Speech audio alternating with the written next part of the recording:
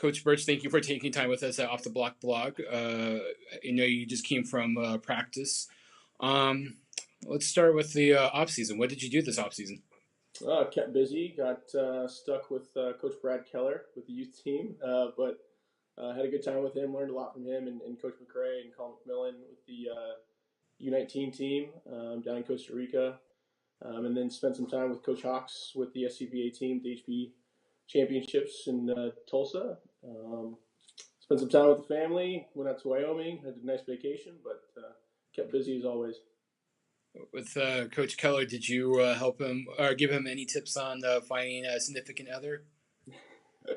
I think he's got all the tips he needs. He's fine. But yeah, it's kind of the ongoing joke. But I don't think he needs any help. He's doing just fine there. Let's go back to the off season or to national championship before the off season. I have to ask you. I don't think I did ask you after the game. Was the ball down that Jake Haynes hit in the fifth set? I think what the rule is that if any part of the ball hits the ground, then it's technically down. And I mean, it's hard to question that if that's the way the rule stated. You certainly can't argue that call too much. I think more of the reaction from our players was just being competitive in a really tight match against a really good team. And, they knew we were playing pretty well, and we had a chance. And I think to lose that chance on a close play like that hurt. But yeah, I think it was the right call. And do you feel that the players that came back from that semifinal match, that's going to feel their drive even more, knowing how close they came to winning their third national championship? Yeah, I mean, I don't think it hurts. I think getting there again kind of cements the expectation that our program has, and kind of what we want to achieve and what we want to work towards on a daily basis. We have a really tough conference, and that's the first goal, first and foremost. But I think we want to work every day towards being the best, and like I said, I think being in that game again in the Final Four only cements that expectation even more. Well, let's talk about the conference you're in, the MIVA. Can you preview the MIVA for the 2019 season for us? Yeah, I think it's going to be strong again. I think there's always some surprises, and there's always some guys that jump out that you don't always expect. But I think you got to give a lot of respect to the Chicago schools and what Dan Friend's done, what Mark Holst has done, the consistency that they've been able to produce good teams year in and year out. Ball State's always good. They always give us a run for our money. They always play us tough. Rock's doing some big things. They made some big changes last year that paid off. I think you look at a lot of different teams that can challenge you on a daily basis. Lindenwood's doing some big things there too. It's getting more and more competitive from top to bottom. Speaking of Ball State, a certain Chirp alum wants me to ask you, why does Ball State give you so much trouble? Well, I think they're a team that frustrates you. They're a very, very good defensive team, very disciplined defensively. And that they're able to get get under your skin with the way that they play, and it's a credit to them. They do what they do extremely well, and it's a testament to what they've always done, and that's been consistent against us every time they played against us, and it's not an easy style to play against. But again, you got to give credit to them and for what they've been able to accomplish, not only just against us, but for the history of that program. Let's talk. The one thing that everybody's talking about your team in 2019 is your ridiculously challenging schedule. 3 trips to the West Coast.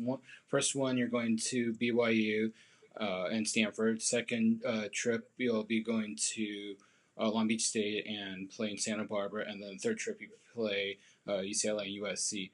How did that schedule come about? Well, I think we want to kind of getting back to what our expectation is. If you want to be the best, you got to play the best, and we're very confident in the talent that we have in our gym, and we want to challenge them as much as we possibly can, especially with their youth. And I think Pete's been doing this for a long time and has been very successful when it comes to scheduling. I think he's had the right idea in terms of challenging this group as much as we possibly can and getting them exposed to the best competition we possibly can. The first trip really sticks out to me, BYU. I've been there once, and it's a sight to be seen. There in Hawaii, obviously, are the two most passionate men's volleyball fan bases around. Can you tell us your experience playing and coaching at BYU is like for a visiting team? Well, it's not easy. I'll tell you that much.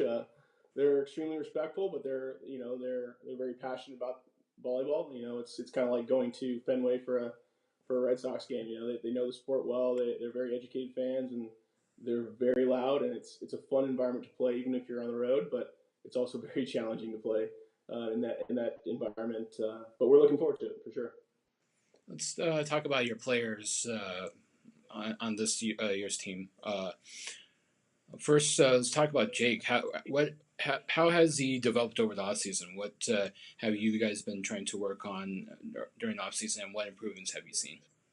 I think the first thing we were able to see is just he's matured a little bit. I think being around some pros that can show him how to prepare on a daily basis. That's gone a long way. But I think also being around high level volleyball, he's a very smart kid, very observant, and has picked up a lot from other players while he was out there in Anaheim. So I think that's helped a lot. Just whether it's just picking up. He's mentioned he's picked up some off speed stuff from Taylor Sander, and just different things like that. He's learned a lot, but the game has definitely slowed down for him. You can see he's able to anticipate a lot quicker. He's able to see things happening before most anybody else on the team because he's used to playing at a much faster pace. But yeah, he's improved in a lot of different ways, and we're excited. I'm excited for him to show it. And another player that I'm curious to see how he's improved is Sunil Thomas. I know that Christie Blasio is still an assistant with you guys. So how has Christie been working with Sunil? Well, Christie's actually he's in his second year of med school, which takes a little bit more time, so he won't be volunteering this year, unfortunately. But the work that he did with Sonny was unbelievable. I mean, for those that don't know Christie, he's a very, very intelligent person, but has great interpersonal skills. And if he wanted to be, he'd be an unbelievable coach and a great teacher. And he did a lot of great things for Sonny. I think Sonny's a very bright guy in his own right, and was able to pick up a lot of things from Christie. And I thought Christie also did well to work with Coach Embaugh and to bounce ideas off each other and work with each other to make the best offensive situation they could. A question from a big fan of yours and from Florida. He asks, what player or players do you foresee that are kind of unknown to us? Do you expect to step up and become a key contributor? Well, I think obviously replacing Nick Zerzan and Maxime opens up some big left side roles for us that I think Reese Delvis has been working his tail off since he got here, and I think he's ready to kind of burst onto the scene. He's been very, very consistent in practice. He's been leading by example. He does everything you'd want as a coach and then some. And if there's one guy I would pick, it'd probably be him. But it wouldn't surprise me if there's some others that could step up because we got one of the hardest working teams I've ever worked with. So it's one of those rare teams where it wouldn't surprise me if I saw more than one guy step on the scene. So we can't pin you down to have you tell us who your new O2 is going to be? I think there's a lot of good players that are in our gym right now that are working really hard to fight for that spot. And, I think whoever ends up with that spot is going to have fought really hard for it and is going to deserve every bit of that role. And, that's kind of, there's a couple of people that, could take that role and run with it and could surprise a lot of people. What are you going to miss most about Nick? I think the cliche answer is just having him around. Being able to interact with him. He's another bright guy who's at a 3.8 in engineering and a separate language. He's just the dialogue that we were able to have. It was pretty special. He's a great guy, and I think I was able to learn a lot from him. I know the guys were able to learn a lot from him. Sorry, but his leadership is pretty special too. It's hard to say just one thing. He's a once in a generation type of player, and there's a lot we're gonna miss from him for sure. Can you tell us where those graduating seniors are right now, where they're playing, or if they're doing anything else right now? Yeah, Maxime's out in France right now. He's playing for Montpellier. I think is probably the incorrect pronunciation. He's probably laughing at me, but yeah, he's out in France playing pro. And then Nick is playing for Rizovia in Poland for the top league out there. and he's getting some good playing time too, and they're both doing extremely well and still playing at a very high level. You were talking about the leadership void that Nick's departure presents. Who do you see as being the leader on the 2019 team? Sunil was a leader as well for us last year. He's a pretty exceptional human being on and off the court, and his just natural leadership skills are pretty high level. He's going to be a special person, a special leader. Wherever he goes, whatever he does, he's going to be very successful because of his just natural leadership skills. But Blake Leeson's also stepping up. He's matured a lot as well. He's been working really hard ever since he walked in our gym, and he's doing a great job leading by example and showing the young guys that are coming in our gym what it takes to win at a high level, and not just on one day or one practice, but how to do it on a daily basis. I'm always good for a random, lighthearted question. So, how's Zoey doing? Oh, she's doing great. She's getting beat up by George now, though. Little George, who's about a year old, is about 25, 30 pounds heavier than her. So he's kind of muscling her around, but they're doing very well. They're happy as can be, that's for sure. For those that are wondering, Zoey is a golden retriever, and you can find her on Instagram as well. Let's. Can I get an update on the new volleyball gym that is under construction? Yeah, it's really cool. We've gone through it a couple times this fall. They're moving fast. We have it's not just the Cavelli. There's right across the street is our kind of what they call Olympic Sports Complex called the Shoemaker Facility, which has, long story short, they basically took all the football resources, the hot tubs, the cold tubs, in-ground cold tubs, the anti-gravity treadmills. All the state-of-the-art saltwater recovery tubs, and you name it, it's there. It's pretty mind-boggling, the resources that they've provided us. But the Cavelli is due to be completed in April. We'll probably move in just after the season.